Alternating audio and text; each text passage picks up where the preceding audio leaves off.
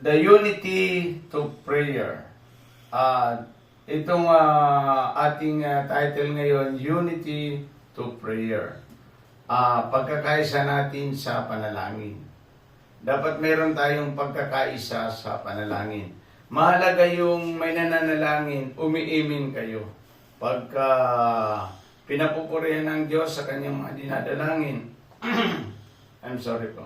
Sapagkat halimbawa, kung may nananalangin dito sa ating gawain, kayong mga nakaupo o nakatayo sa ating panalangin ay magkakaisa tayo para dinggin ng Diyos ang ating mga dalangin.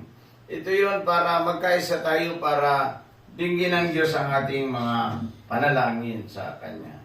Sabi niya dito, sinasabi ko pa rin sa inyo, kung may dalawa sa inyo dito sa ibabaw ng lupa na magkaisa, paghingi ng anumang bagay sa inyong panalangin, ipagkakaloob ito sa inyo ng aking Amang nasa langit. Unang hinihingi sa atin dito ng Diyos ay yung pagkakaisa.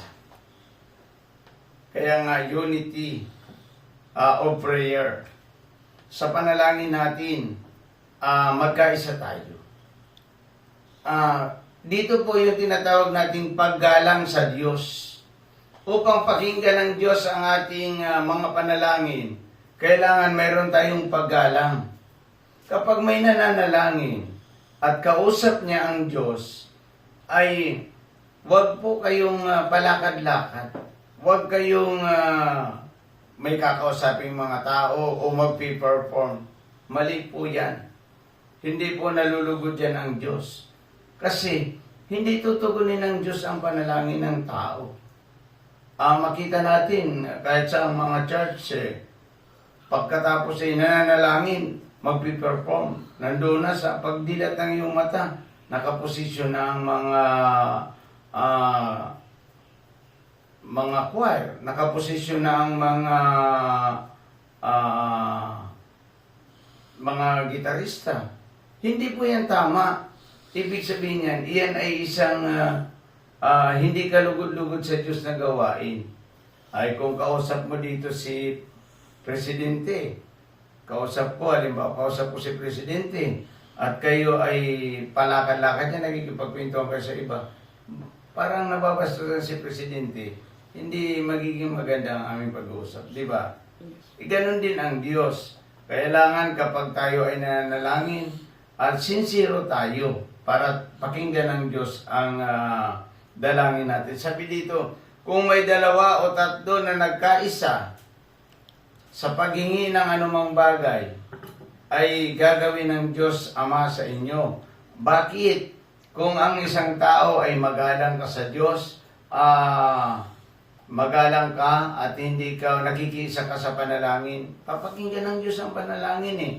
Kasi mayroon mga nananalangin. Mayroon naman mga tao na ikot ng ikot, sige ang bulong doon nagbubulong doon sa mga kasama niya. Ay hindi po yan tama. Hindi po kayo kinalulugdan ng Diyos.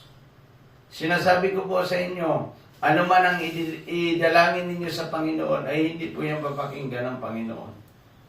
Pag ganyan ang mga ugali ng mga tao na may nananalangin at kayo po ay palakad-lakad, mayroon kayong mga ginagawang iba, hindi po papakinggan ng Diyos ang inyong mga dalangin. Sabi dito, kung magkaisa,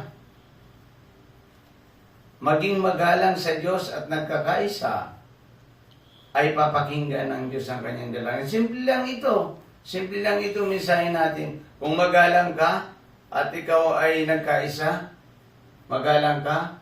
Kaya nga minsan talo tayo ng mga kulto eh. Yung mga ibang mga sumasamba sa Diyos, pag sinabi niya na, Ama namin, pagpalain mo kami, sasabihin ng mga nakaupo, Opo, Lord. Thank you po, Lord. Yun ang maganda eh. Na mayroon tayong pag-aalang sa Diyos eh. Hindi yung namin nanalangin, mayroon tayong kinakausap na ibang tao. Hindi po yung tama. Hindi po yung tama. Hanggang sa kayo ay mamatay, Hindi po papakinggan ng Diyos ang inyong dalangin kung ganyan ang inyong attitude. Hindi po yan papakinggan. Sabi dito ng Panginoon, kung may 2 o 3 at nagkasundo sa paggalang at sa panalangin, ay ibibigay ng Diyos Ama ang inyong hinihingi. Yun ang unang rason kung bakit didinggin ng Diyos ang ating panalangin.